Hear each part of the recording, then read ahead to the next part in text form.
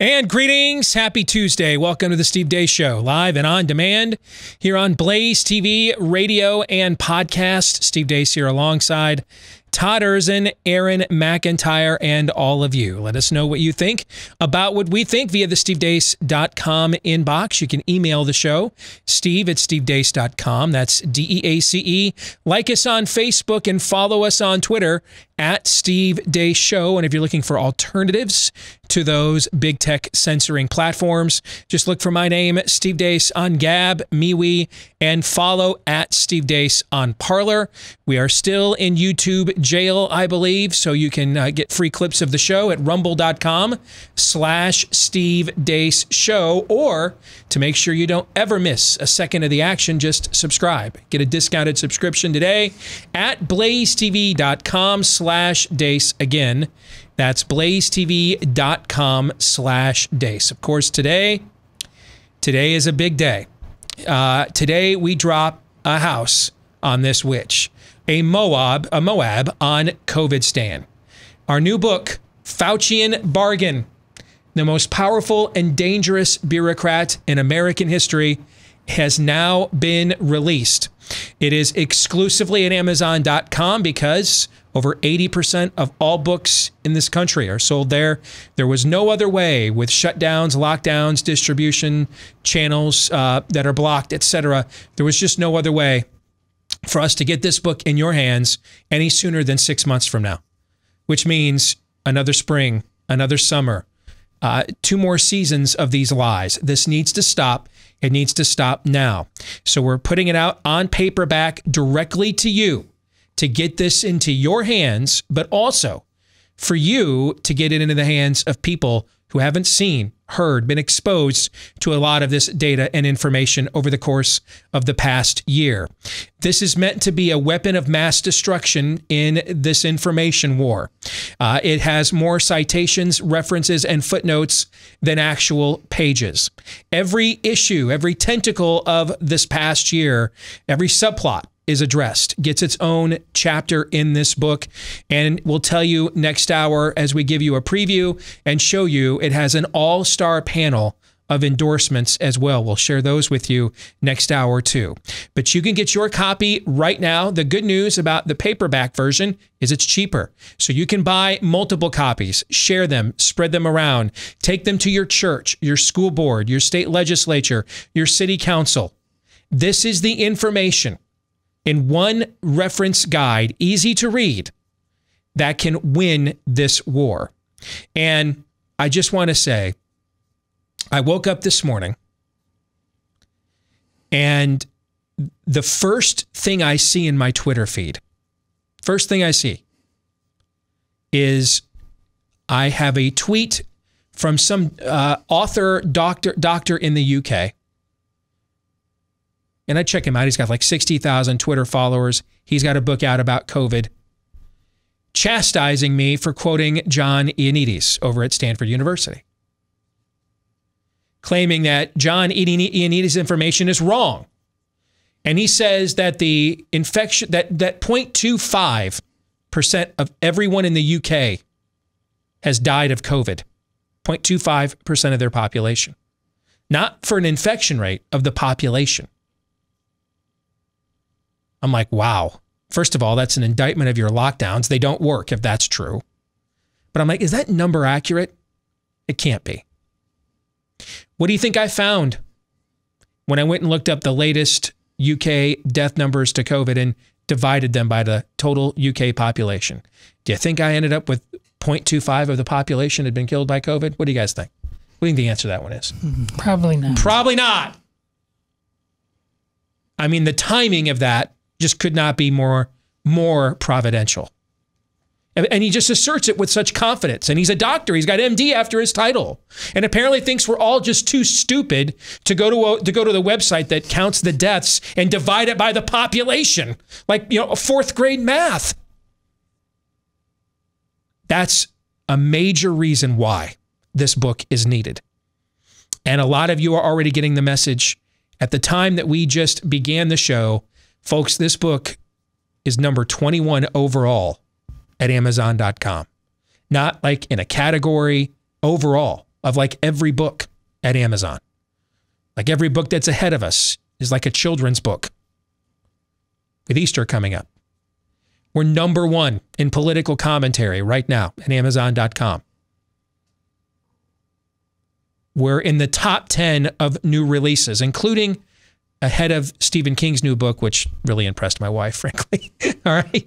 So you guys are crushing this.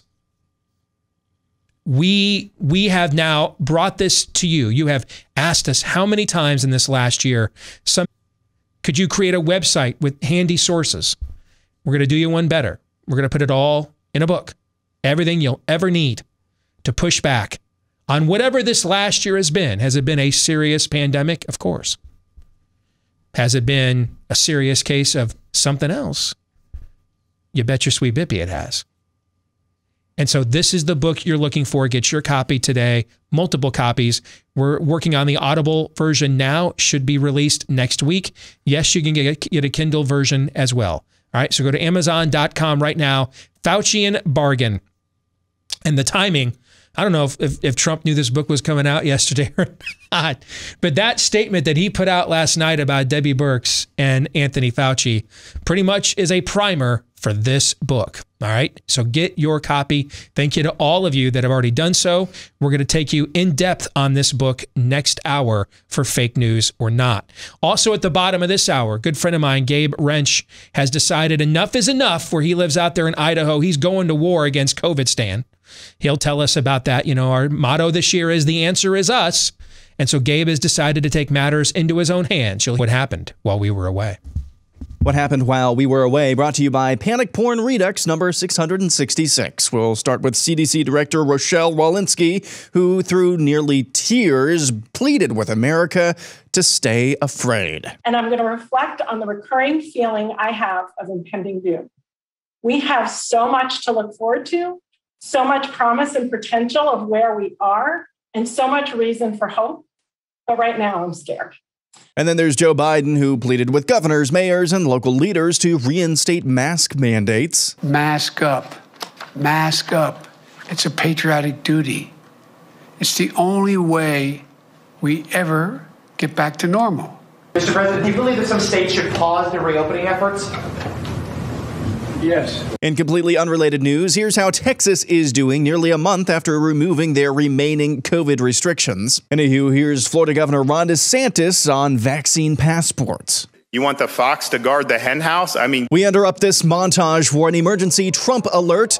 Incoming message from Mar-a-Lago. Based on their interviews, I felt it was time to speak up about Dr. Fauci and Dr. Birx, two self-promoters trying to reinvent history to cover for their bad instincts and faulty recommendations, which I fortunately almost always overturned. They had bad policy decisions that would have left our country open to China and others, closed to reopening our economy, and years away from an approved vaccine putting millions of lives at risk. The statement goes on to read, Dr. Fauci is also the king of flip-flops and moving the goalposts to make himself look as good as possible. The statement continues, Dr. Birx is a proven liar with very little credibility left. Many of her recommendations were viewed as pseudoscience.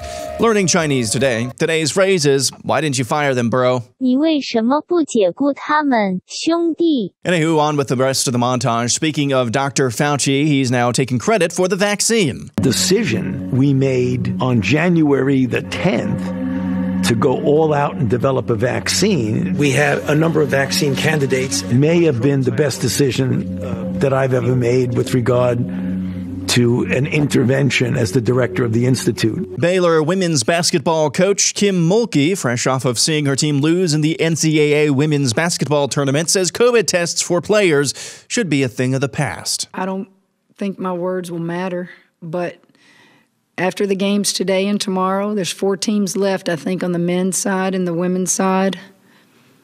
They need to dump the COVID testing.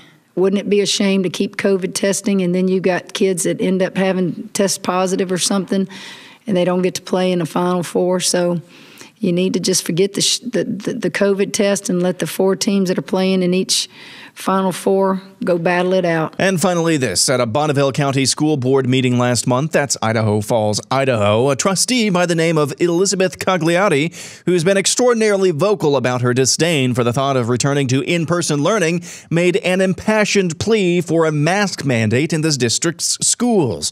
This clip is long, but I promise you it's worth it. How often has the CDC been to our district? You know what? The CDC doesn't visit any school districts. Exactly. That's my point. They are creating regulations. No, you interrupted me, Paul. Country. You interrupted me. Go ahead. Please do not interrupt me. They make recommendations for the entire country based on their knowledge and their understanding of what is best for everyone. And they don't need to visit our school district to make recommendations for everyone. And they currently have recommendations out that with the current level of transmission in Bonneville County, that we should be in hybrid for the elementary schools and virtual for middle schools and high schools. And we're not following that. But I do think that we should follow their request and their recommendation for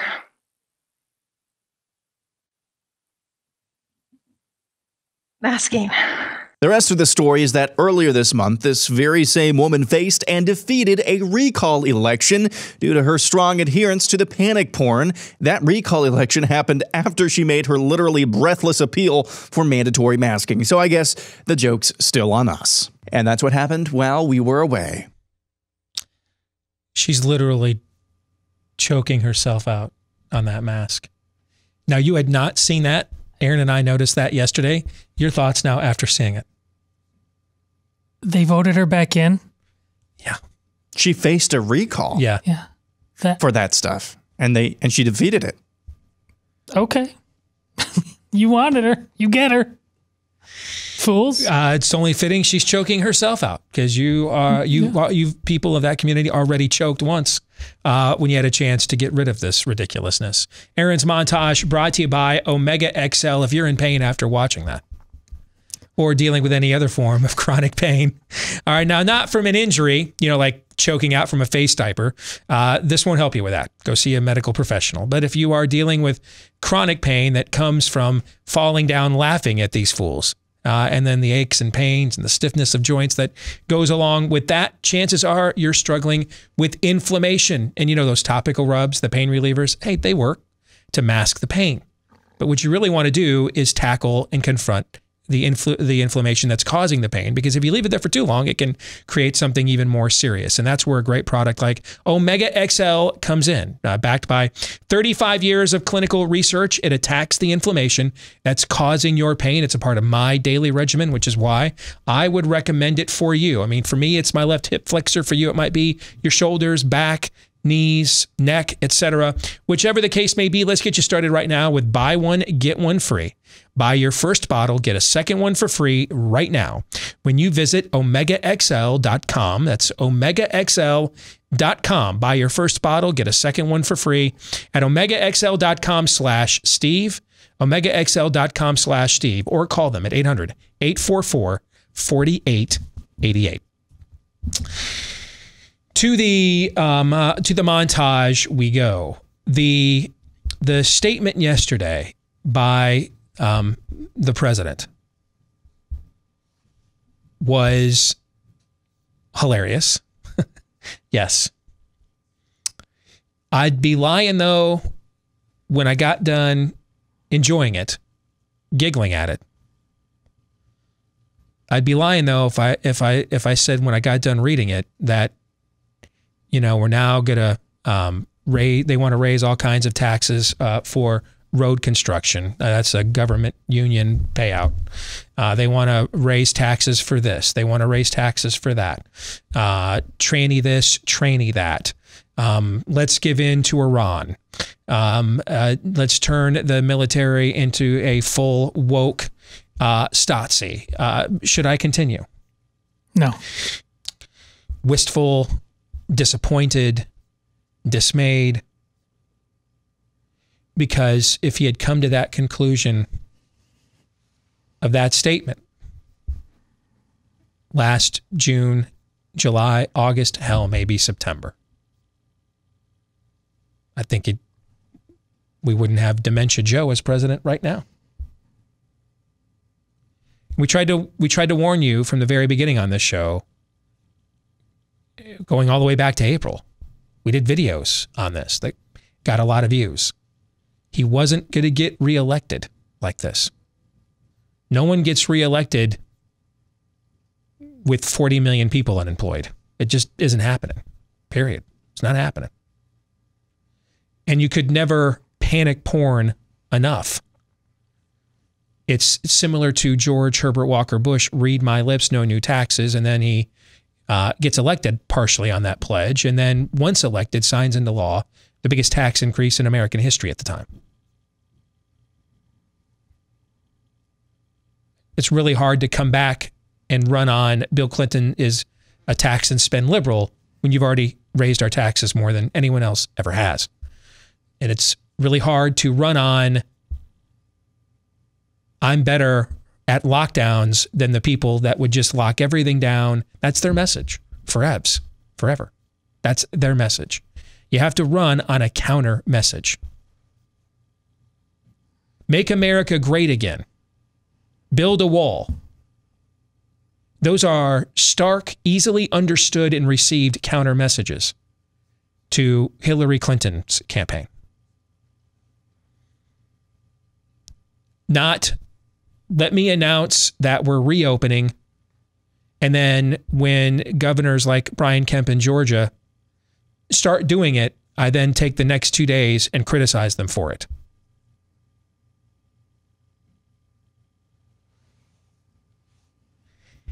One of the questions we attempted to answer in Faucian Bargain, if for no other reason, my own peace of mind, I needed to know. I mean, I made numerous attempts. I leveraged numerous relationships last year trying to pierce the Mike Pence White House coronavirus task force veil for a president that this first go around I didn't even vote for. But I wanted to vote for a second one. I just knew if we didn't end this, my vote wasn't going to matter. He was going to lose.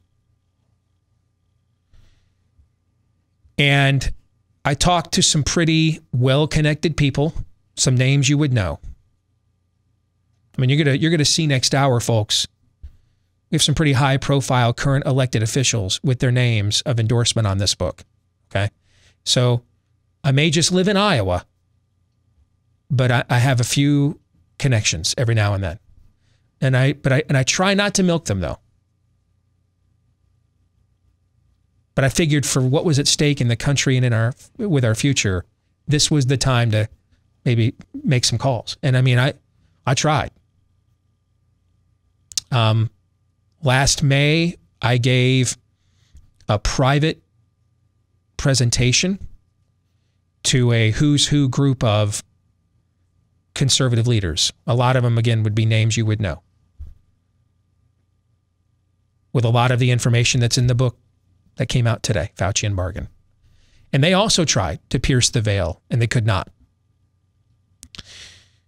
One of the things we did in Faucian Bargain is there's a chapter devoted to a caricature we created, our own Deep Throat, if you know the Watergate reference. Name and Veritas is a composite character. I won't identify gender or genders, title or titles. It's a composite character created so that those we spoke with for this conversation could feel free to speak freely and it wouldn't get back on them. But people who had those who had intimate knowledge of what was going on in the White House at this time last year. Because I just needed to know what was the impetus behind handing the presidency to Anthony Fauci. You know, I was on with Glenn Beck this morning before we started our show, and Glenn was mentioning the subtitle to the book, the most powerful and dangerous bureaucrat in America. And he said, hey, how do you quantify that? How do we know that? I said, great question. 14, 15 months ago, almost nobody knew who Anthony Fauci was. And now, 14, 15 months later, without a single vote cast, not even by mail, without a single vote cast, every one of our lives has been altered by him. Every one of our homes, every one of our families, every one of our churches, every one of our businesses, every one of our schools. Whether we can step outside on a spring day and breathe the free air. If that's not the most powerful and dangerous bureaucrat in American history, I don't know who is. How did he get this power? Why did the Trump White House just hand it to him? At first, you could understand it. But why? As more and more data came in, as the models didn't pan out, the contradictions began to mount. The gaslighting was unleashed. New York leading the world in deaths if it was its own country, the worst death rate in the world. And he's going on national television saying, New York got it right. And yet, and this continued. And the answer that we were given from Veritas is that the White House was essentially paralyzed in a no man's land. That basically by the time they realized they'd been had, Fauci was too powerful. They didn't think they could overcome it. And then their pollsters told them that if they went more aggressively and restoring normalcy, they would lose senior citizen voters who were worried that they were going to get Trump's own baby boomer voters. Basically, the pollsters told them they would, if they did this, they would say, well, you're sentencing us to our deaths and don't care about us. And so they staked out the same no man's land position. How many times have we seen a Republican in power do this? George W. Bush on the quagmire of Iraq. We're doing the Lord's work on one hand, but we're not winning and may never win on the other. That's an indefensible position, brother. You can't choose one, okay? But you can't have them both. Raise my lips, no new taxes. Here's the largest tax increase of all time. I'm accused just by being the Republican nominee of being a bigoted, racist, homophobe, Mitt Romney, but then when Chick-fil-A Day happens, that's not a part of my campaign. How many times have we seen this, right? Yep. Pretty much our entire adult lives. Trump had risen to power from nowhere, really, politically, by his refusal to buy into this paradigm and to crush it at every turn. Even at times, frankly, I often didn't think it would work, and it did.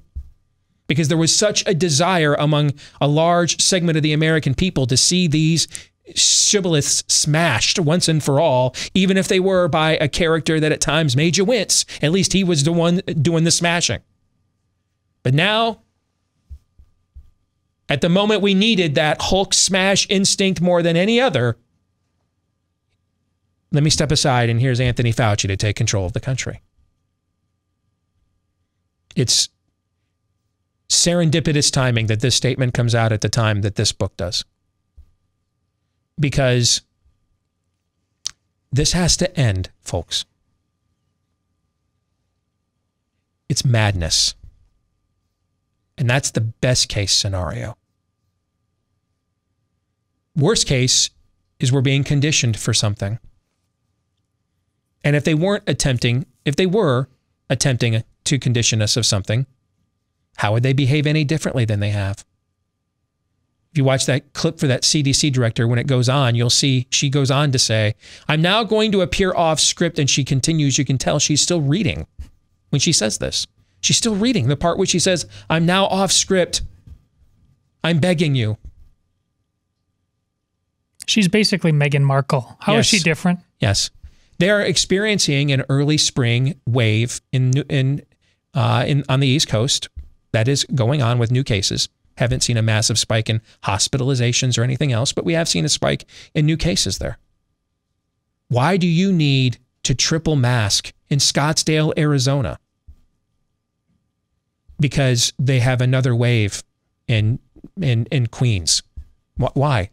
Particularly since your own masking didn't work at all, I guess. No question about that.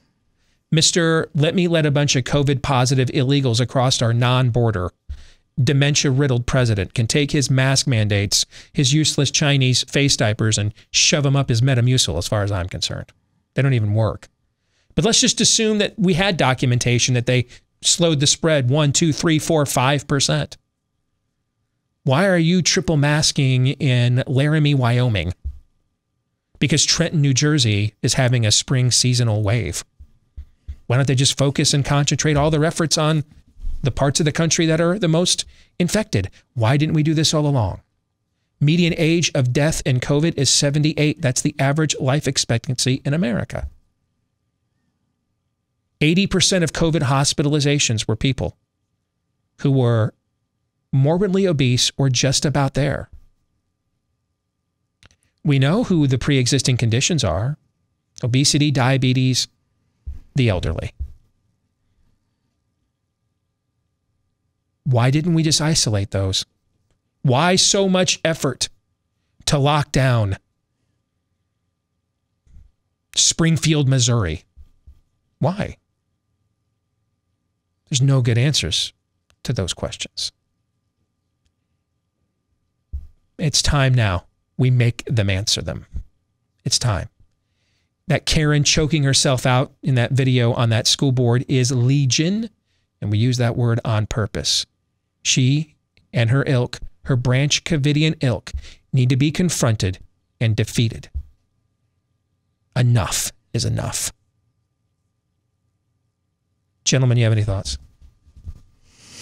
Well, it's heartening to see some of the early responses, reviews, etc., because along with what they're clearly getting what they wanted, all of those footnotes, that a lot of data, a lot of information to go through. But while saying that, they say this is a really fast read. I mean, there are people who got the book, 180 pages done like that, and that was the point. Something that would be very easy to digest. There would be no excuses about how you had to filter through to the truth. This is a punch in the face. It's unavoidable. And many people are taking us up on buying it a couple of times and passing it out to friends. Thank you. God bless you. It's only just begun, though. You must be persistent. Yeah, and I mean, the content in this book is just spectacular. It is a greatest hits compilation of the show for the last year or so. Here's the thing. You might think that this is, well, we're a year into this. I mean, yeah, this is good, this is great, and I can still use this to maybe convince some of my friends. Guys, we're a year into this, or we're a year into something else. There's either a year behind us, or there's what ahead of us. In other words, the same people who's told you it's only 2 weeks, it's only 45 days, are now saying it's only a vaccine passport. This book is going to be timely for a long time. Unfortunately, if what you just talked about, Steve, is not dealt with and dealt with once and for all. We'll come back. Friend of the program is taking matters into his own hands where he lives, and he's going to tell us that story when we return.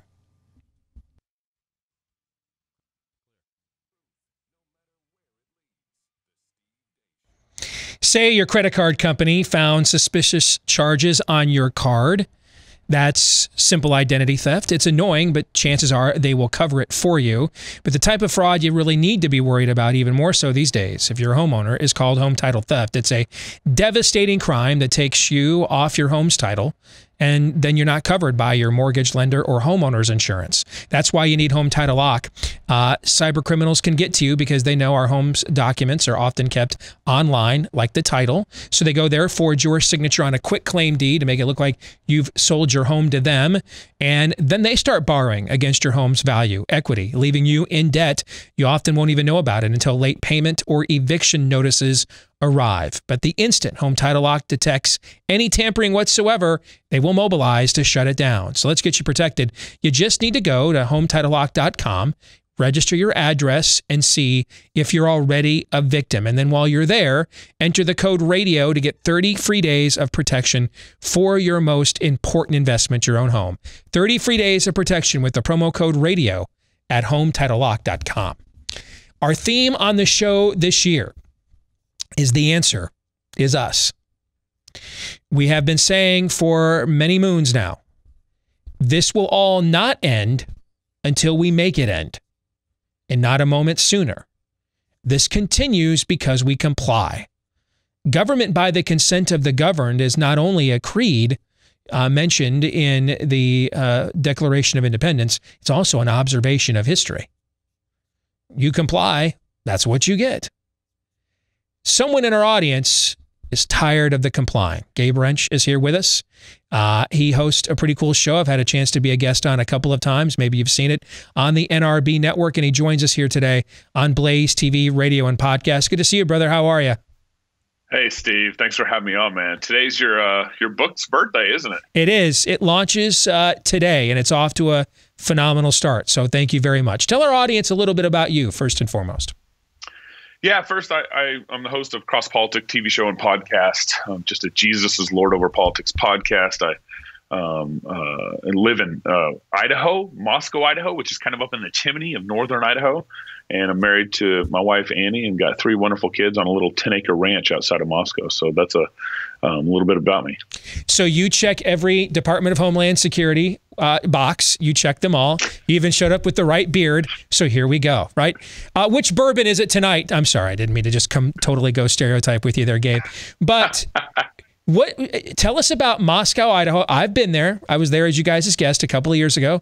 It's a pretty little community, all right? But it's an intriguing one with an interesting mix of people, right? Yeah, so as most people know, Idaho is a conservative state, but there's actually 2 counties that overwhelmingly vote Democrat, and ours is one of them. And our county is Latah County, and it's particularly my city that's the problem, Moscow, Idaho.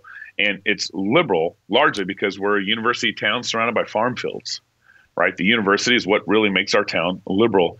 And if you go up to northern Idaho, and we're like the only liberal county, and then we're surrounded by conservatives all over. So it's actually, this whole coronavirus thing has really kind of revealed a lot about my city. I mean, it's been, I knew it was liberal, but I didn't know it was this liberal. Mm-hmm.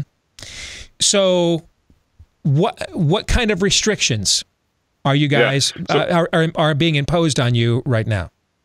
Yeah. So as you know, it's all about following the science, right? On March 20th, on March 20th, our mayor shut down the businesses in downtown before there was any cases of the coronavirus in our community. So the city council voted to shut down all the businesses in downtown on March 20th. New York shut their state down on March 11th. So only 9 days after did Idaho Moscow shut everything down. And he did this and went and was drinking beer and playing golf at Elks Lodge, just about 2 miles outside of town, and did that on an almost daily basis. And then on July 2nd, the council. So wait, he shut you down, but then went to other towns and imbibed. That's got his drink on. Not even another town. It was literally in the county of the city of Moscow. Okay. Where this Elks Lodge. So it was in Moscow, but it was in the county section of Moscow where he went and drank beer. So lockdown for me, not for thee. Got you there. Okay. Yeah. And he continued to keep his paycheck while my buddy in downtown had to shut down his business, right? The whole city council, the mayor, everybody did that. And then on July 2nd, they voted in a mask mandate requiring everyone to mask where they could not social distance. And then my church, the way we protest is we just go and sing hymns and sing psalms and as a protest. So we don't carry Molotov cocktails. We don't do any violence. We just sing psalms for 20 minutes and leave. So we started kind of doing these downtown psalm sings in protest of all this. And then on August 3rd or 4th, they voted to extend the mandate.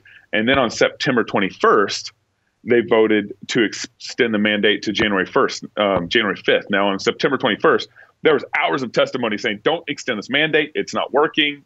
Cases have risen regardless of what people wearing masks or not. Don't extend it. they voted to extend it. So my church on September 23rd decided, let's do another psalm sing. And so this time we went to City Hall.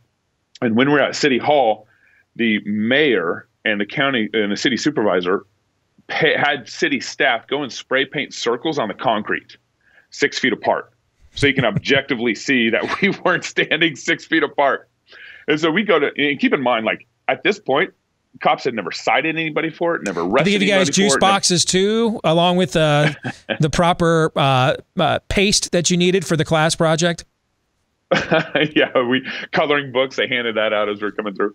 And so they had spray painted these circles 6 feet apart. I show up. The cops had never enforced this for the 3 or 4 months that had been in play. So I was going there just to do a psalm sing, just like with, so it was about 200 of us, 150, 200 of us. And I didn't think anything different was going to happen. The cops were there. I see this circle spray painted on the ground. At first, I didn't even know they were for us. And then I figured it out. I was like, oh, they want us to be 6 feet apart. We started singing psalms. The cops came up and approached my mom first, because women are easier to approach than men. It's not as frightening, I guess, for the cops. And they asked my mom, are you with this man? And my mom said, this is my son. So apparently me and mom, scientifically, me and mom are allowed to be standing next to each other. And then I put my arm around my friend, Tyler, and said, but this is my friend. And so the cop asked for my driver's license.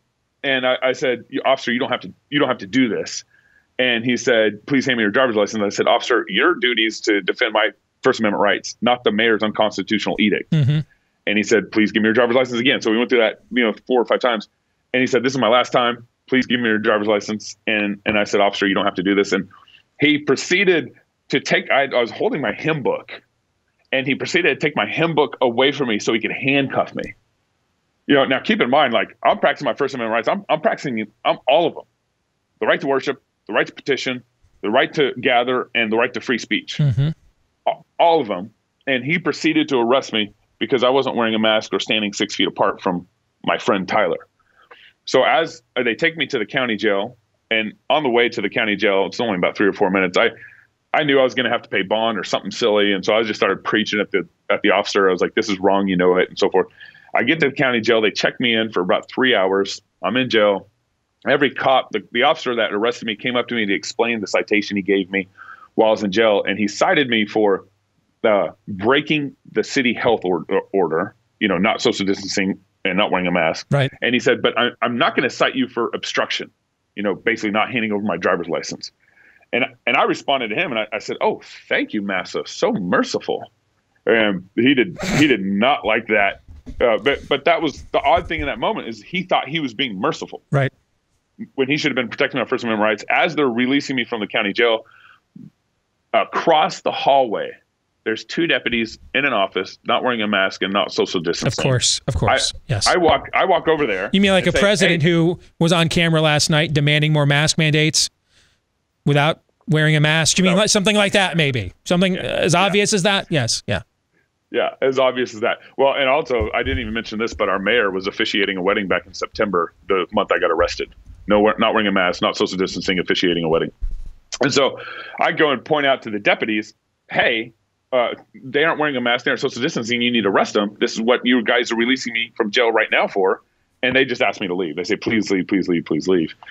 So obviously I got a court date. I get a lawyer. Thomas More Society has been representing me through all this. They've been awesome. They've been fantastic. And you guys have filed now a federal lawsuit saying, hey, essentially your health ordinances cannot override the Constitution of the United States.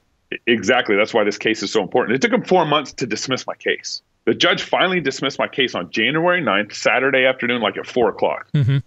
I've never heard a judge dismissing a case on Saturday afternoon. So it took them 4 months to dismiss my case. And there's also sorts of kind of silly shenanigans in between. And then you probably haven't heard about this, but my friend's sons got really, they were frustrated that I got arrested over this. Well, they printed up stickers called with a hammer and sickle, Moscow, with a hammer and sickle. And at the bottom is the tagline, enforced because we care. That enforced because we care tagline actually comes from the city marketing campaign to get everyone to wear a mask, enforced because we care. And they took that sticker and went and plastered it on all friendly businesses in downtown, but they also hit a couple city streetlight poles. Well, apparently that's a violation. That's a code violation. But they put the sticker on these city poles where all these other stickers were.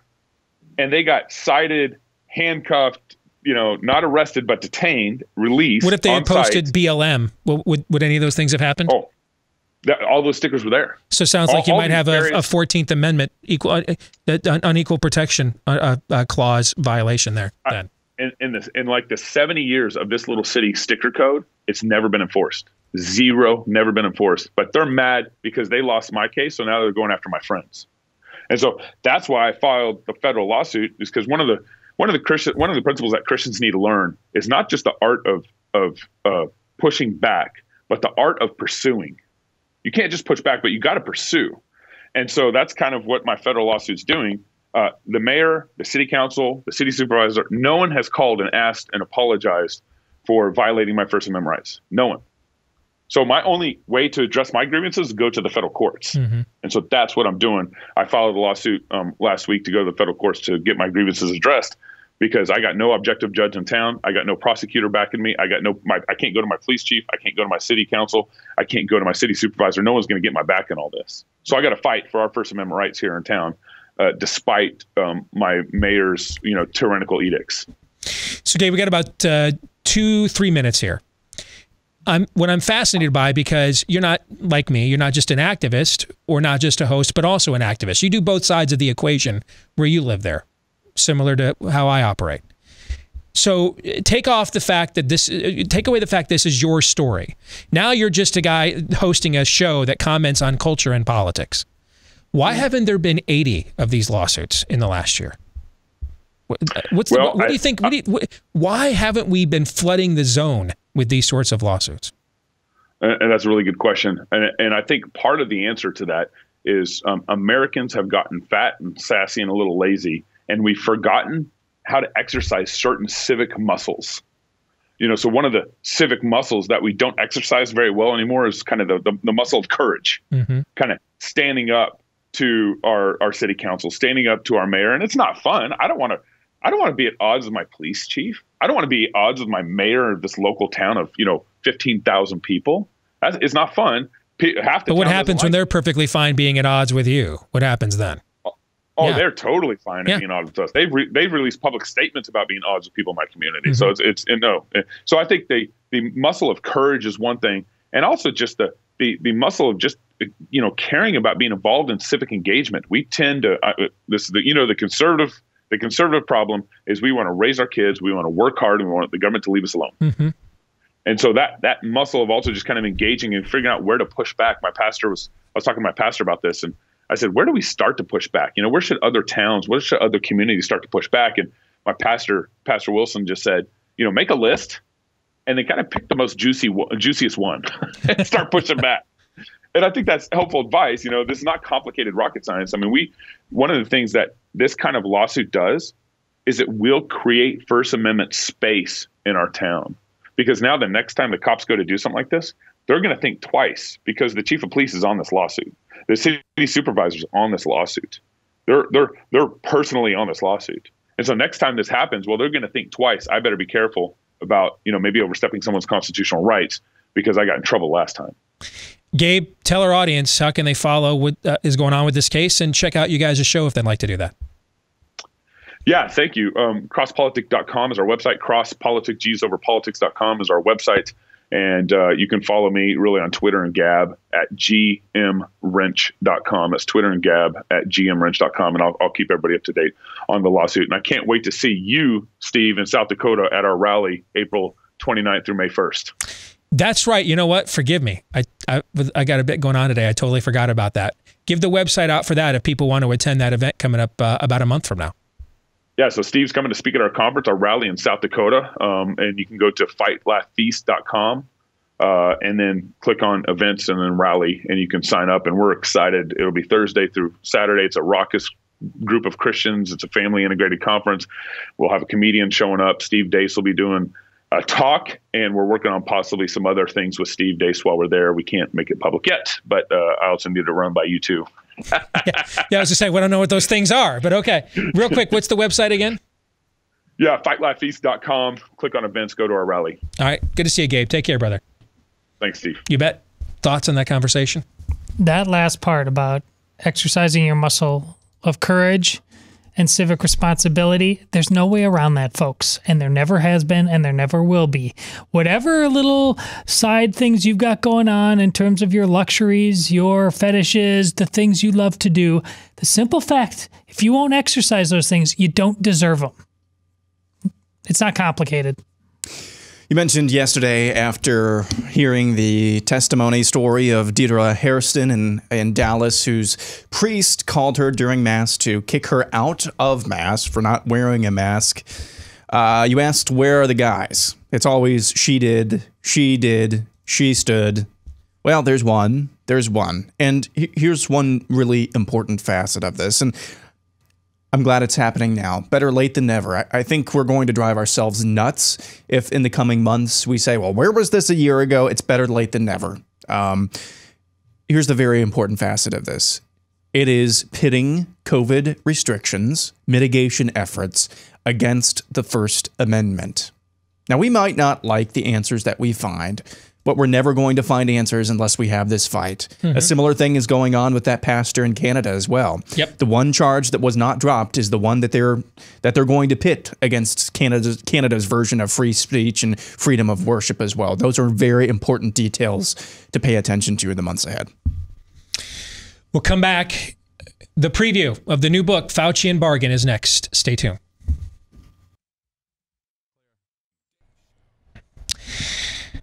Wow. Back with hour number 2, live and on demand here on Blaze TV, radio, and podcast. Let us know what you think about what we think via the stevedeace.com inbox. You can email us, steve@stevedeace.com. That's DEACE. Like us on Facebook. Follow us on Twitter @Steve Deace Show. And then also, if you're looking for free speech alternatives to those platforms, and you should be, go to MeWe, Gab, and Parler, and look for Steve Deace there. If you're looking for clips of the show that you can watch for free, go to rumble.com/Steve Deace Show. We're still in YouTube jail, and frankly, I don't care if we ever get out. It's one less Karen algorithm to worry about as far as I'm concerned. And get off my lawn!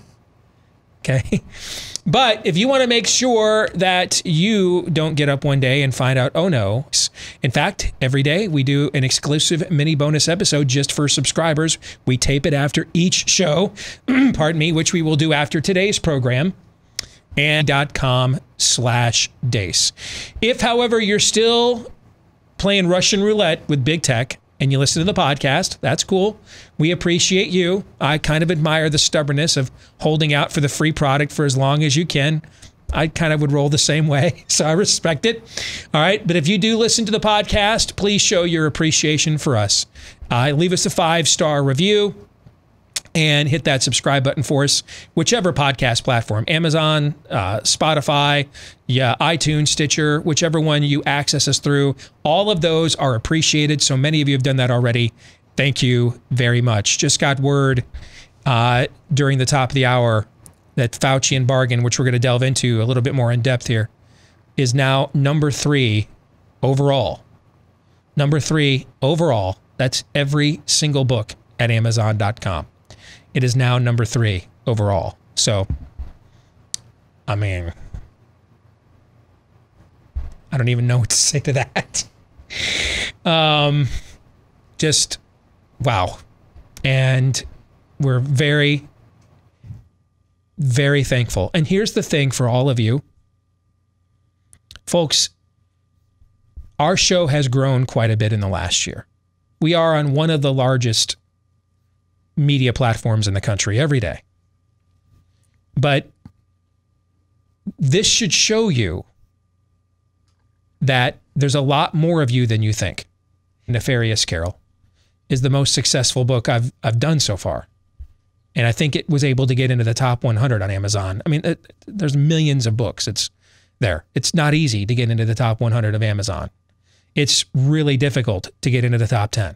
I'm not a Stephen King. I don't have a Glenn Beck size platform. So for us to do that, and obviously we got some help from Glenn this morning being on his show, but he's always had me on with his books, and we've not been able to get to number 3 overall at Amazon.com. We were able to get a movie deal, so that was cool. But we were not able, even with Glenn's mighty help, to get number 3 overall at Amazon. This is organic. This is people like you that are buying multiple copies, telling people about it. Word of mouth is still, before we knew what the term viral was, it was still the best method of marketing ever devised in all of human history. And you folks have taken ownership of this content and are making this happen for us. And that's why I'm kind of beside myself here about it in real time. And also because of how important this work is. It's the most important work we've ever done on this show. And it could very well end up being the most important work we ever do, given the gravity of the moment of the last year. So thank you for all of you, to all of you, for what you are doing to get the word out, to spread the word about this book. There's so much information, so much data in here that unless you have been a consumer to a place like The Blaze, I saw somebody on my Facebook post or Facebook page posted this morning. My disappointment will be that maybe it will be a lot of the people that already believe this and know it that will get this information. Well, that's frankly where people like you come in. You've got family members, friends. And listen, if they're Branch Covidian, I'd kick the dust off my sandals and move on. You got too many other things to agitate you in life than trying to rescue somebody from a Hale Bob cult. But maybe you've got a lot of people in your friends and family network that they're still afraid, but they're sick of it at the same time. I mean, yesterday, the CDC director, as she read off a script, said, "Let me now tell you as I go off script, I am afraid of impending doom." And you can watch her just reading it on the screen. Literally a half hour ago, you can kind of see we're coming to the end. I mean, seriously? Yesterday, impending doom. Today, kind of feels like we might be getting to the end of this. You've got people in your life that need to be freed from this. And they intellectually need to give themselves permission to breathe the free air again. This book can do that. So you're doing it. Thank you. You have taken this way beyond what we are capable, even with all of our combined resources, of making happen. So it's been said before that the truth can set us free, shall set us free. The truth that's in this book can set us free from whatever this last year has been. We just talked to a good buddy of mine, Gabe Wrench, about his lawsuit. And this is where we need organizations. When you're talking about overreaching government officials in D.C., across the country, threatening your constitutional freedoms, this is why you need an organization like Alliance Defending Freedom. In times like these, sometimes the courts are your last hope for trying to get something done when it comes to your fundamental God-given rights. And Alliance Defending Freedom, for many years, has been leading the way where that's concerned. Over 25 years. Hey, ADF was who came out and told the truth originally about what was going on in South Dakota. All right, they don't play favorites. This is not your typical conservative group. This isn't a GOP protection racket. Mike, the head of ADF over there, used to be the president of Patrick Henry College. Him and I have been friends. I've known him for years. As straight shooter as you're going to find in our movement. All right. So, for example, House of Representatives recently passed the deceitfully named Equality Act that could force women to share private, intimate spaces with men who identify as female. It could also force Americans to celebrate events, speak messages that violate your religious convictions. That's what ADF does. They help protect your liberty and freedom. And you can help them also by donating. Everything they do there is of no charge to their clients, which means they need our help to help us. All right. Go to adflegal.org/Steve. adflegal.org/Steve. They win about 80% of their cases. So together with their help, we can defend liberty and justice no matter who's in power at adflegal.org/Steve. adflegal.org/Steve. Before we get to our preview of the book, you have any thoughts, Todd, on... let me tell you what you should be saying right now. You know, if you would have had me co-write those books, those other books with you, you'd have been number 3 with those too. No. I don't know what happens. I give Erzin a byline, and look what happens. America comes alive, apparently. You could actually get me to blush. No, good grief, no. It's a privilege to be a part of it. All I did on this book is what I had to do for him, to sit here on his right every day and help him. You know, I do. I play my part here the best I can. It's always been an honor and humbling to be a part of it. It's the same here. He said, "You want to do it?" And I said, "What do you need?" And there it is. So thank you for asking. One person we've got to give a shout out to as well, in all seriousness, is Anthony Zaccardi. All right, now he's the head of Post Hill Press. There aren't too many conservative publishing labels left. And he runs one of them, and he comes from the mainstream publishing world. And if he's listening right now, Anthony is the head of Post Hill. This book was his idea.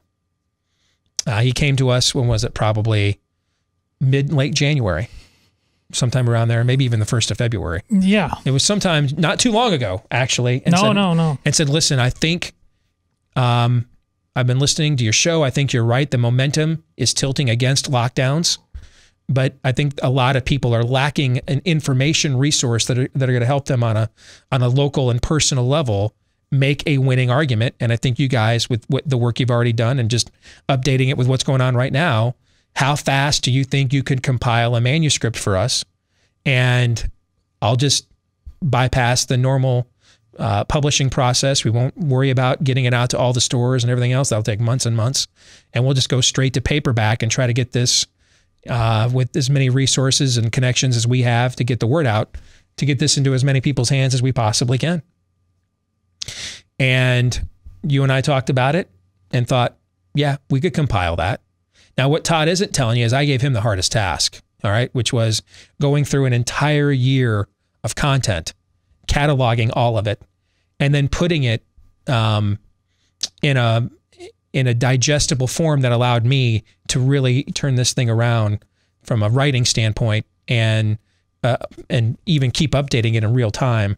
I mean, you kept saying to me, man, I don't know if we can get this done. I'm like, I'm not worried about it, because I knew you were going to do the hardest part.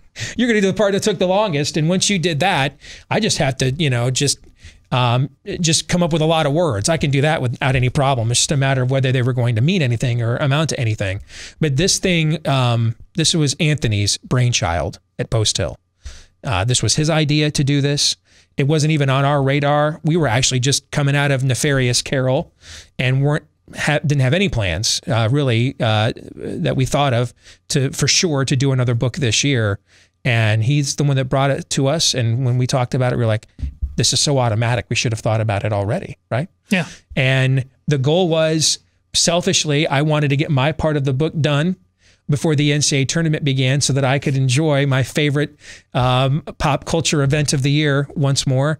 We ended up actually getting the book out and published before the NCAA tournament ended. So tip of the cap both to Todd for his work cataloging the content, but this was originally Anthony Zaccardi at Post Hill Press. So this was originally his idea. So he deserves a lot of the credit. And we just went to, as I just saw, number 2 overall at Amazon.com. Wow. It's amazing. Not bad for 2 old Des Moines Register scrubs who they were never let out of the corner. That's right. We weren't good enough. We weren't good enough to work on the op-ed page at the Des Moines Register anymore, but somehow we cobbled together the number 2 book in the country at Amazon.com as we speak right now. There you go. All right, let's get to it. Let's talk about what's in the book. All right, fake news or not. This week brought to you by our good friends over at Built Bar. I mentioned the letter we got from Doug, one of our listeners yesterday, whose daughter is a type 1 diabetic. And of course, with COVID the last year, that's just added, with that pre-existing condition, even more stress on a family. But just imagine that's your kid, and Beggar's Night or Trick or Treat, Christmas, Thanksgiving, the things that one of my favorite memories of going to Disney the first time when the kids were little was they had these massive, massive chocolate lollipops that were bigger than their faces. And we're there in early September, so it's still 85, 90 degrees every day. And just letting it melt all over their faces and causing a big mess. We took them to Branson a few years ago, and there's this like Rockabilly cafe there that has this like huge dessert with everything you can imagine, and can you eat it all? And that's just one of the cool things about being a parent, is when you get to let them indulge in that stuff. Well, you know, Doug was talking about his daughter's type 1 diabetic. She doesn't get to do those things. And so they're looking for stuff, though, because she's still a kid. She still has a sweet tooth. So what could I indulge in? You heard me talking about how good Built Bars were. The fact that it's the best tasting protein bar you've ever tried. It's the most nutritious candy bar you've ever had. And he decided to take a gamble, then monitored her blood sugar very closely in the aftermath, and it didn't spike whatsoever. And now they're sold. Over 20 flavors, all covered in real chocolate. These are amazing. I've not had a chance to try the brand new white chocolate raspberry cheesecake, but doesn't that just sound like something with Mother's Day here in the next couple of weeks, Easter? Doesn't that just sound springy, right? You know, I love the chocolate chip cookie dough. I went overboard. I got mad because it took weeks for them to arrive, and then I went out and got 7 boxes of them. Like one row of my refrigerator at home is nothing but Built Bar chocolate chip cookie dough flavors. And then the other rows are the other flavors. All right, so if you want to give them a shot, 15% off your first or next order right now when you use the promo code DEACE at BuiltBar.com. DEACE, BuiltBar.com, BUILT for BuiltBar.com. Promo code DEACE. Let's get to it. I've been talking about the endorsements that this book has received. And I don't know that we'll see a book from our point of view this year, or maybe even in the last couple of years, that has received the all-star panel of endorsements that Fauci and Bargan out right now. Get your copy right now at Amazon.com. Number 2 overall in the country right now. Wanted to share those endorsements with you because each of these people also is taking a bit of a risk by endorsing a book like this, because they're going to hear about it. You know, one of the endorsements that is coming up is my buddy Congressman Chip Roy in Texas. I've gotten at least a half a dozen Google alerts, because we have Google alerts set for the show anytime the show or our name comes up, to make sure nobody is out there doing what a former U.S. Senator tried to do to Gina Carano recently, okay? So if we have to pounce on anything that's slanderous or libel, we will. And I've gotten about a half dozen Google alerts in the last year from local media getting all over Congressman Chip Roy for coming on our show and talking about COVID, given what we have been saying about it on this program. So everybody that endorsed the book is taking some form of a risk, particularly those in elected office. All right. So we wanted to share those endorsements with you. Let's start with this one. And this is from U.S. Senator Ted Cruz, who said, hey, Steve Deace is a true patriot whose zeal for liberty is undeniable. Every day, Steve walks the walk when it comes to fighting for Americans' fundamental rights. This book is written with a keen understanding of the pain and devastation we've all seen throughout this pandemic. Throughout, Steve's passion for protecting Americans' freedoms is ever present. And I can tell you for a fact that the senator's office absolutely read through the book before they gave an endorsement.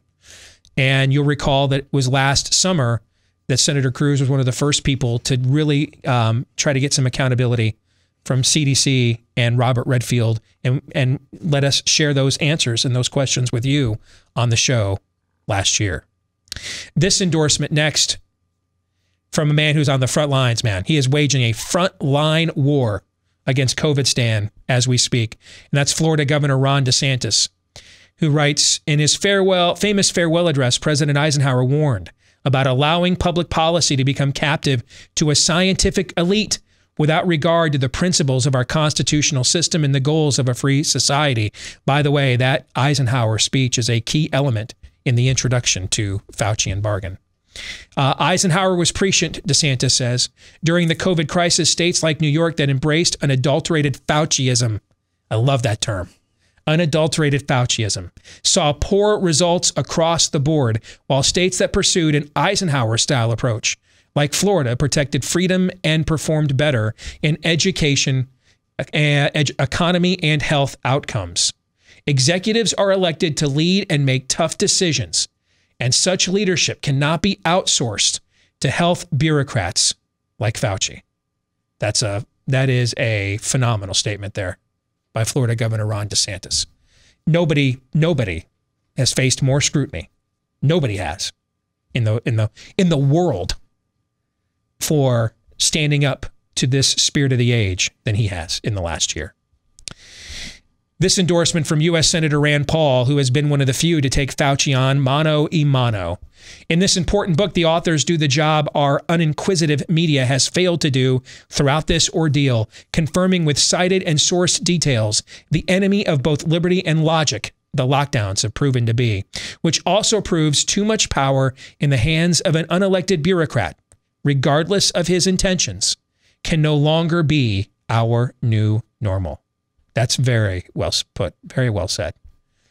And as I said to Glenn Beck this morning, 14 months ago, did you know what an Anthony Fauci was? No. And now he is, I would argue, maybe the single most powerful figure in American history, not just bureaucrat. Think about it. He is determining whether you and your children can go outside and breathe air unencumbered. Think about that. That's the very definition of dictatorship. Next, the great one, Mark Levin. This is an important book to both get answers to how we got here and to help us never succumb to something like this ever again. Permitting unelected bureaucrats to hold this much power indefinitely doesn't end well. If there's anybody that knows the lessons of history along these lines, it is certainly Mark. No question. Can I say one thing at this point? Of course. Now that we've seen several of these, this thread, and this speaks to Steve's decision. At the front end of this thing, we talked about the compilation, as Steve said, putting it all together, make sure that the data, the footnotes are available. But when Steve said, I'm going to go ahead while you're doing all the research, I'm going to write the introduction, his decision, this could have just been that compilation without this thread, this very important narrative, that this is not just a book of medical data, but this is about bureaucratic overreach. It's about something more fundamental than this last year, 2020, COVID. It's about who we are as a representative republic, who rules who. Mm-hmm. And that it could have been otherwise. And for Steve to set the tone like that is vital to this read. I think I thought we had to make the point that this is bigger than him. That whatever you think... It's bigger than COVID and a pandemic even. Yes. This is whatever you think motivates Anthony Fauci. He's just past his prime. He's 80 years old, stayed in office for too long, and he's just not good at this anymore. That's possible. He's never been more popular. He's never been more in demand, and this is classic bureaucratic narcissism. So let me hold on to this for as long as I can. That's possible. He's a malevolent force. That's possible. But whichever of those three camps of skeptic you fall into, the reality is, if Anthony Fauci had retired 5 years ago, things would not be much different in my view. The personality might be different, but the Leviathan of this system, or the swamp, whatever you want to call it, would have just spewed out another one. Look at our new CDC director you just mentioned. Anthony Fauci wasn't alone. We could have done another book on just Debbie Birx. So he himself is a construct. This is bigger than even him. But ultimately, he's the face behind whatever is the spirit of the age that has propelled the events of the past year. Glenn Beck, our contemporary here at The Blaze, Hall of Famer. In their typical fashion, Steve Deace and Todd Erzin spare no expense in pursuit of truth. We've been told a lot of things during this pandemic, and a lot of them contradict each other. This book uses documented data and sources to cut through the clutter, most of it Fauci's, and bring us to a place of reason and science. That's something that's going to get cited when you read this book, is science, over and over and over again. And as I said to Glenn this morning, and you have heard me say on this show many times, a lot of the counter experts at these elite academic institutions who have thought this last year was anywhere from unnecessary to complete and total bunk also come from left of center, left-wing elite academic centers that believe it's possible we all may melt from global warming in a decade. There's more than two genders. This goes beyond. This goes beyond our typical political fault lines. My good friend David Limbaugh, New York Times bestselling author. This book is needed to help us end this statist charade once and for all. The data clearly shows we can both protect the most vulnerable and restore our liberties. But for that to happen, we need to follow the actual science and not a liberal media-created celebrity such as Fauci. By the way, David knows what he's talking about. He has fought the COVID battle in his own family. So again, this is not just some theoretical exercise, okay? Our new friend, Jason Whitlock, former National Journalism Award winner, which to win that as a sports commentator almost never happens. Seekers and followers of truth are in short supply during this unprecedented time in American history. Steve Deace ruthlessly seeks the truth, reveals what he finds, and backs it with evidence and data. He's written my kind of book, one that challenges prevailing corporate media narratives. I like that one. I like that one a lot. Journalism is magical and not at all broken. It's not that we don't like the other ones. Okay, but these other guys have like titles that are like a lot bigger than us. Jason Whitlock just kind of strikes us as just kind of like us. Well, just a regular dude who just happens to be really good at giving his opinion and calling BS on stuff. Well, his own story, as much as I know it and he's public about it, has some overlap with yours, sports world, but he's also just constantly trying to tap into the it's up to us narrative. And he does it, he's talking about, he just refuses to buy into the constant victimology. So I really like it from that fact that, again, he's taking this beyond COVID, beyond Fauci. It's about who you are as a man. How will you stand? What will you fight? Former U.S. Senator Jim DeMint, he was kind of Rand Paul and Ted Cruz before we knew who those guys were. Fauci and Bargan shines light on the deception Americans faced at the hands of Tony Fauci's twisted power. As a country, we allowed Fauci and his media enablers to utilize our fear of the unknown to push through leftist ideology and suffocate our freedoms.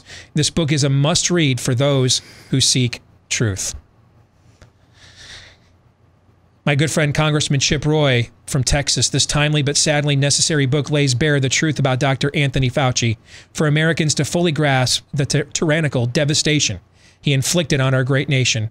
From Fauci's glaring contradictions to his raw abuse of power and shutting down the greatest economy in the world, this book demonstrates with precision the lesson we must take from this travesty. Never again.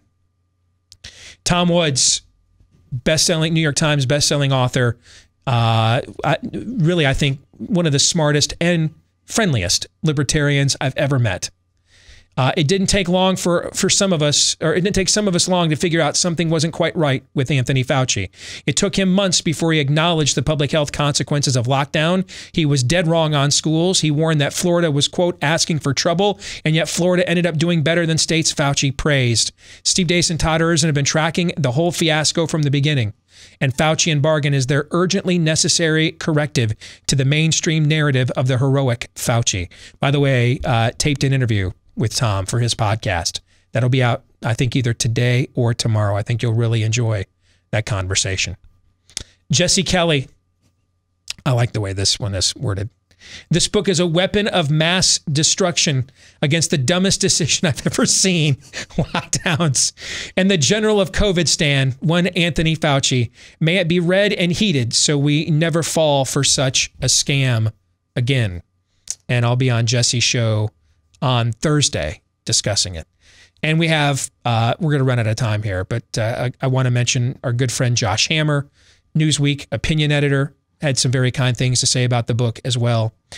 Julie Kelly, who's part of this group of us that we previously knew Jordan and a couple of these people, but none of us, like we didn't know an Alex Berenson, we didn't know Julie Kelly. There was just kind of like this ragtag, rebel alliance, each fighting in their own little quadrant of the galaxy against the Death Star. And over the course of the last year, we've just kind of, organically come together and realized we're better fighting in unison. She gave a very kind endorsement of the book. I'll be on her podcast later this week too. And then my old friend Mark Meckler, president of the Convention of States Project. Remember, last May, he organized an event to stand up and defy the lockdowns. He was one of the first to speak out. So very proud of an all-star panel of endorsements. Wanted to share those with you. When we come back, we're going to share some of the fake news that this book debunks when we return. Stay tuned.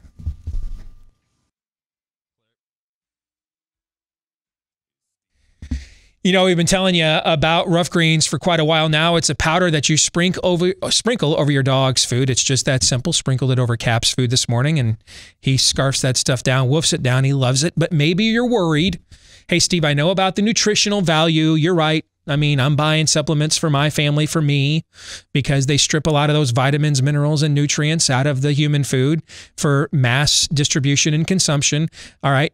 I'll agree with you. They're probably doing that to my pet's food as well. But how do I know my pet will eat this stuff? Right now, our dog Cap loves it. Okay. But that's our dog. Here's one way to find out. We'll just give it to you for nothing. You just pay for the shipping. First bag on us, free. Find out if your dog will eat it, likes it. Because there's no nutritional value in a product they won't eat, right? It's not doing their health any good sitting in the bag. All right. It's got to get in the belly. All right. So if your pet won't eat it, then hey, that's okay. Nothing personal, move on. But how about we find out? All right. Because I think you're going to see your dog will likely like it. And you'll see a difference in the energy level, excitement level of your pet as well. All right, so go to roughgreens.com. That's all you have to do to get the 14-day Jumpstart bag for free now. We'll give you one bag to start you off for free, just to see if your pet likes it. At roughgreens.com, RUFF, or call 833-ROUGH-DOG. You just pay for the shipping. The bag is on us at roughgreens.com, 833-ROUGH-DOG. All right, as we continue on with our preview of our new book, releasing today, Faucian Bargain, the most powerful and dangerous bureaucrat in American history, now up to number 3 overall on Amazon.com, thanks to all of you. To continue to give you a bit of a preview for Fake News or Not this week, I decided to let Todd choose his 3 favorite pieces of fake news that we confront and debunk in this book, and then share that and discuss with the audience. How hard was it for you? I had this, when I gave you this assignment, I'm reminded of that scene in Tim Burton's Batman, where the Joker is coloring pictures of Kim Basinger. He says, hard to stay inside the lines, right? I mean, there's just, was it very difficult for you to narrow and winnow this down to just 3? Well, I knew it was going to be, so then I just decided not to make this comprehensive and make it more id-based, because you basically asked me to choose my favorite child. Yes. So these 3 could easily be set aside for another favorite 3 and yet another favorite. And I encourage all of you to do the same. Read this book, use social media, cut and paste your favorites, get them out there, because there's slap in the face after slap in the face. And I've read the book and edited the book how many times? It still has that power with me. So get the word out there. Choose your own. All right. Aaron, you've got his top 3. I've not seen these, so I'm anxious to see what Todd chose. Let's go to the first one. Fake News or Not, Faucian Bargain Edition, number 1. Trust the experts. We've got some excerpts from the book here that I'll read for you. Quote from the book, one of the most famous infectious disease experts used the occasion of the far more lethal Ebola virus to make his case against quote-unquote draconian lockdowns, despite the fact the average case fatality rate for Ebola, according to the World Health Organization, is a monstrous 50%, which is 2,173% more deadly than COVID-19. This famous infectious disease expert had this to say about governors and both major political parties issuing quarantines for travel to Africa, even for healthcare workers, to combat the cataclysmic Ebola virus back in 2014. He says, quote, "Go with science. The best way to stop this epidemic is to help the people in West Africa." we do that by sending people over there, not locking Africa away from the world. We need to treat them, returning people back home with respect. Those healthcare workers are really our heroes. So the idea, we're being a little draconian via quarantines. There are other ways to protect against them bringing Ebola back with them here. For the record, would you like to know the name of this famous infectious disease expert opposed to locking down Africa from the rest of the world and quarantining our healthcare workers against a cosmically more deadly contagion? His name was none other than Anthony Fauci. Yeah. Anthony Fauci went on national television and made that case. Yeah. Ebola, folks. 50% CFR. 50. Okay, as in a roll of the dice, man, when you get that. But he said, hey, don't lock down, don't quarantine Africa over a 50% CFR. But absolutely lock down and quarantine Montana over a 1.8% CFR, right? That is some fake news right there. Whom have you seen dig that up, by the way? Because, I mean, that is a clip that you should have seen 10,000 times by now. Anthony Fauci arguing against draconian lockdowns and quarantines. For Ebola. For Ebola. How long ago was that? I believe it was 2014? 2013, 2014. Yeah, somewhere in there. Yeah. So, not too long ago. Now, why is that your favorite one? Why is that the first one you picked?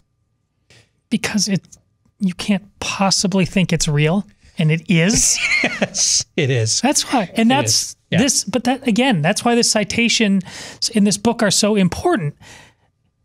Over every day for the last year, you can't believe it's real. This is the very definition of gaslighting. Yes, and this is the very definition of it. From the beginning, the premise, trust the experts. This is what they bring to the table. Why should you trust them?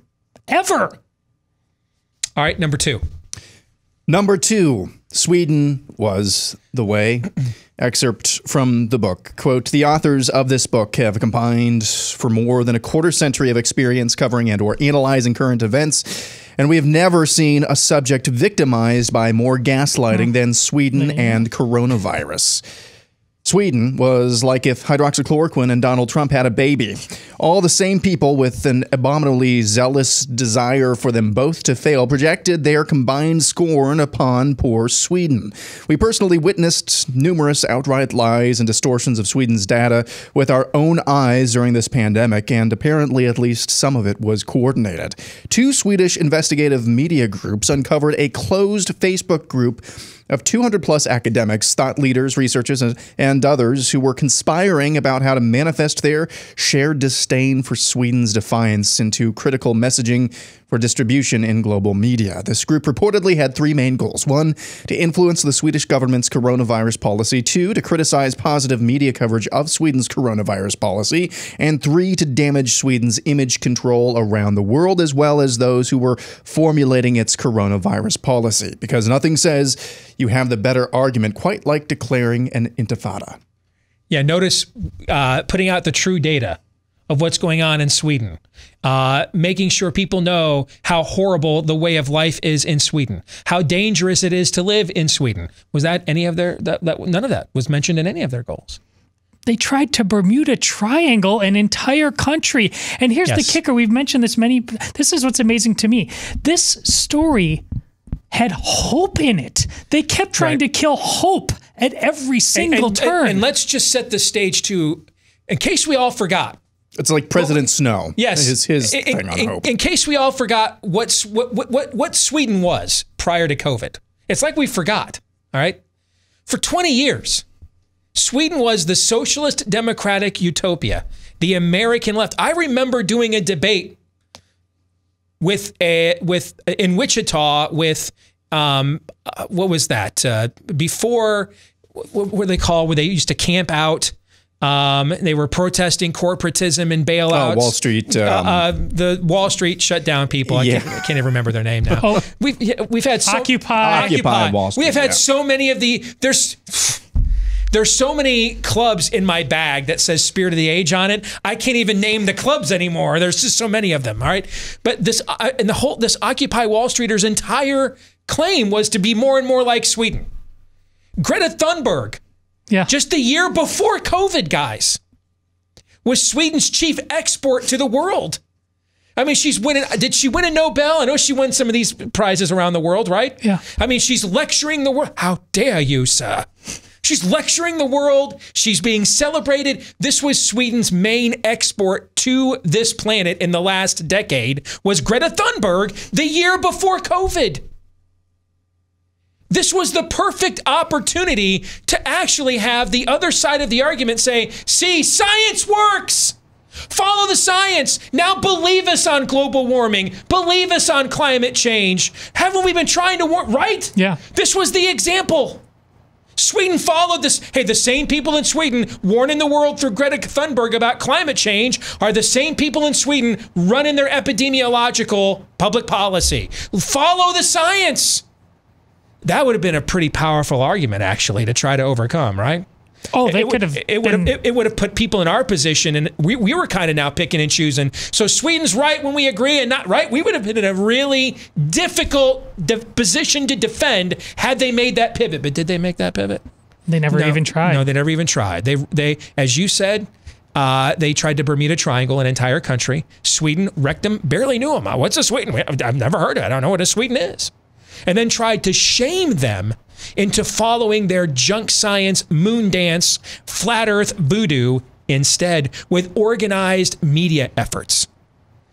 So now, when they had the perfect opportunity to show us their concern for the future of the planet was sincere science-based and not ideological, they could have linked it together, Greta Thunberg with Sweden's victorious approach, 7% excess deaths last year in Sweden, compared to everywhere else in Europe was anywhere from 16 to 20%. Sweden won the argument. Is there any better stat than that one right there? Right. No other better stat.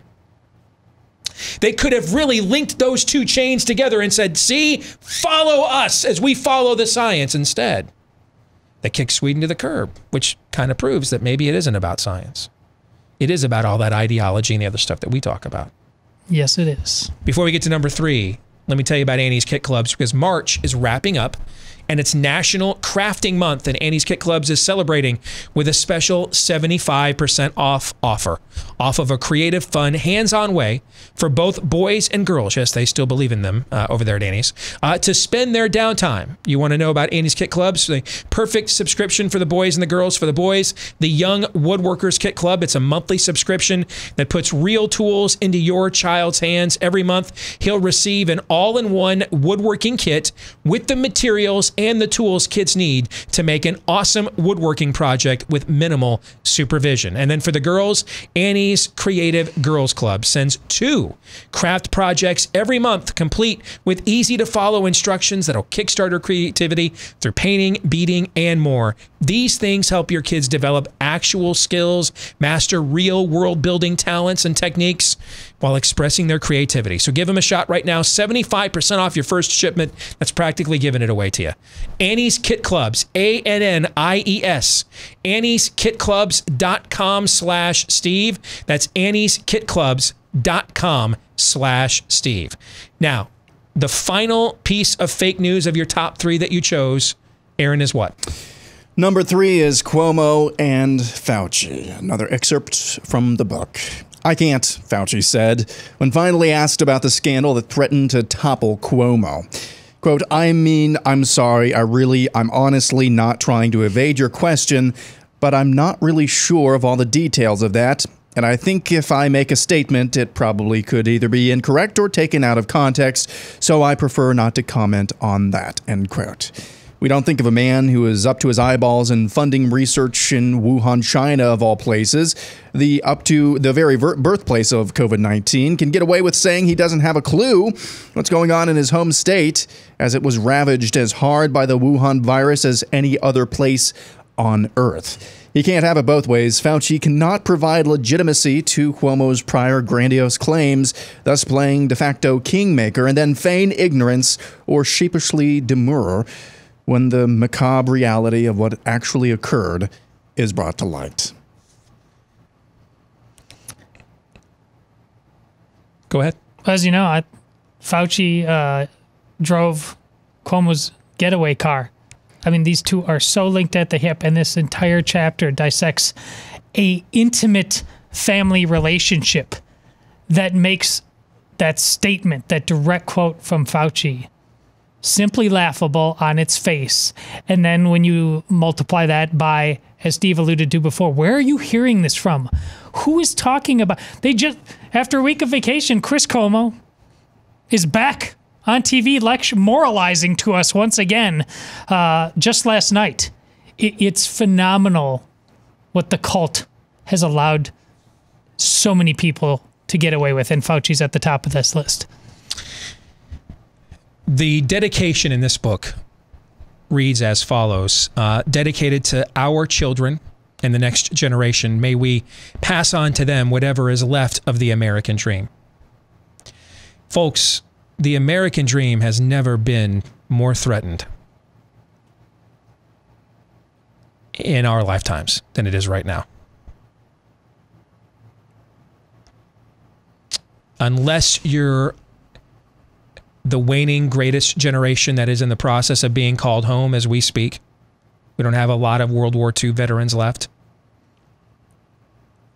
But even beyond 9/11, 9/11 was the last time, even though it was temporary, that a calamity and a tragedy and the reminder of the existential brought the country largely together. Remember the lines at our churches on 9/12 and 9/13 and the Sunday after. This threat closed our churches, kept us apart from one another, told us to desert our elderly, choke our children.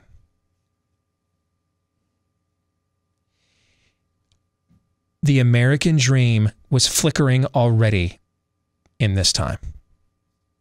Whatever is left of it right now has never been threatened more than it currently is. These mitigation efforts are the biggest lie and scam ever told in the history of Western civilization, in American history. We know one thing for certain about them. They don't do a damned thing against coronavirus. Lockdowns don't work, but they do kill civilizations, people, mental health. For too long, too many of our countrymen have been kept away from the information in this book. It's time. Time to let this lion out of its cage. Get your copy today, Faucian Bargain. Thanks to all of you that have done so already. Back at it again tomorrow, noon to 2 Eastern, right after Glenn Beck. Until then, John 3:17.